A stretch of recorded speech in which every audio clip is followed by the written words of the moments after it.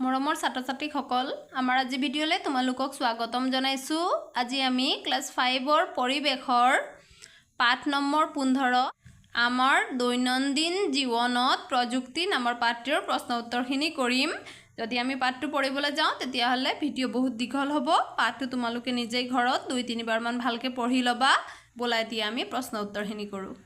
এতিয়া চোৱা, অনুশীলনী 1 উত্তৰ লিখা। ক পাৱাৰ টিলাৰ কি? এতিয়া আমি উত্তৰ লিখিম। উত্তৰ পাৱাৰ টিলাৰ মানে হৈছে যন্ত্ৰচালিত নাঙল যাৰ সহায়ত কৃষকে কম পৰিশ্ৰমতে আৰু কম সময়তে কৃষি কৰ্ম সম্পাদন কৰিব পাৰে। খ শীতল ভঁৰাল কি? এতিয়া আমি উত্তৰ লিখিম। উত্তৰ শাক-পাচলি, ফল-মূল আদি সোনকালে নষ্ট হ'ব পৰা খাদ্য সামগ্ৰী বহু দিনলৈ সংৰক্ষণ কৰিব পৰা ৰেফ্ৰিজাৰেটৰযুক্ত ডাঙৰ কোঠা বা ঘৰক শীতল ভঁৰাল বোলা হয়। গ কেক আৰু বিস্কুট প্ৰস্তুত কৰিবলৈ কি ৰন্ধন সঁজুলি ব্যৱহাৰ কৰিব পাৰি? উত্তৰ কেক আৰু বিস্কুট প্ৰস্তুত কৰিবলৈ মাইক্ৰৱেভ অভেন ব্যৱহাৰ কৰিব পাৰি।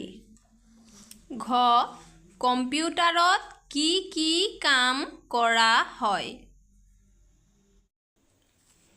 উত্তৰ কম্পিউটাৰৰ সহায়ত আমি দেশ-বিদেশত থকা মানুহৰ লগত যোগাযোগ স্থাপন কৰিব পাৰোঁ। কম্পিউটাৰত আমি তথ্য সংৰক্ষণ কৰিব পাৰোঁ, লিখিব পাৰোঁ, ছবি আঁকিব পাৰোঁ, গেম খেলিব পাৰোঁ আৰু গান শুনিব পাৰোঁ। ঙ প্ৰযুক্তিৰ সহায়ত বিজুলী বিল কেনেকৈ পৰিশোধ কৰিব পাৰি?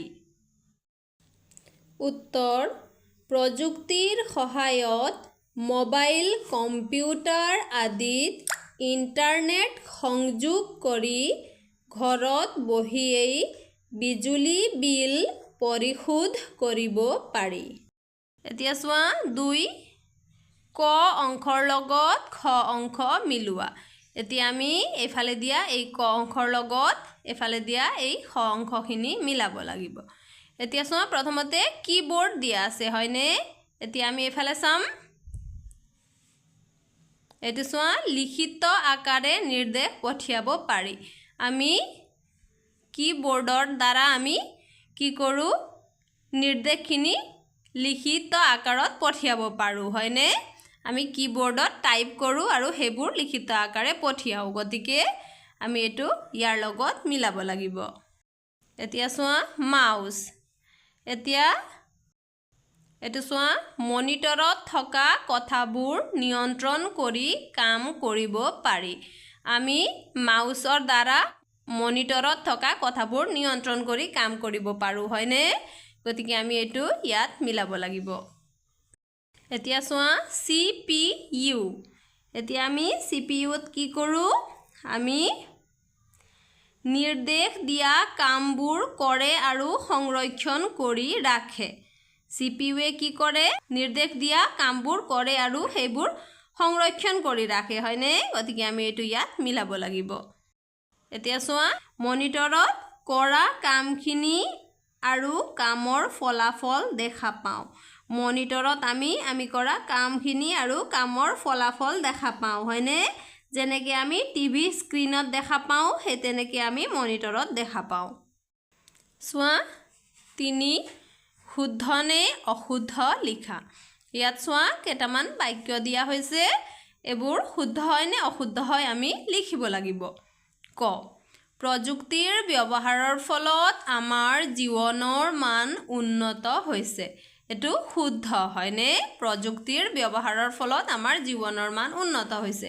গতিকে আমি ইয়াত শুদ্ধ লিখিছোঁ খ ডাক যোগে ইজনে সিজনৰ লগত কথা পাতিব পাৰোঁ ডাক যোগে ইজনে সিজনৰ লগত কথা পাতিব পাৰি জানো নোৱাৰি চিঠি পত্ৰহে পঠিয়াব পাৰি হয়নে গতিকে এইটো অশুদ্ধ গ ৰেফ্ৰিজাৰেটৰত খাদ্যবস্তু ৰান্ধিব পাৰি ৰেফ্ৰিজাৰেটৰ মানে ফ্ৰিজত খাদ্যবস্তু ৰান্ধিব পাৰি জানো নোৱাৰি আমি ৰেফ্ৰিজাৰেটৰত খাদ্যবস্তু ৰাখিবহে পাৰোঁ হয়নে এইটো অশুদ্ধ এতিয়া চোৱা ঘ কম্পিউটাৰৰ এটা মুখ্য কাম হ'ল যোগাযোগ স্থাপন এইটো শুদ্ধ হয়নে গতিকে আমি এইটো শুদ্ধ বুলি লিখিম এতিয়া চোৱা 4 চমুটোকা লিখা ইয়াত আমাক চমুটোকা লিখিবলৈ দিয়া হৈছে ক মোবাইল ফোন খ ইণ্টাৰনেট হয়নে ব'লা এতিয়া আমি লিখোঁ ক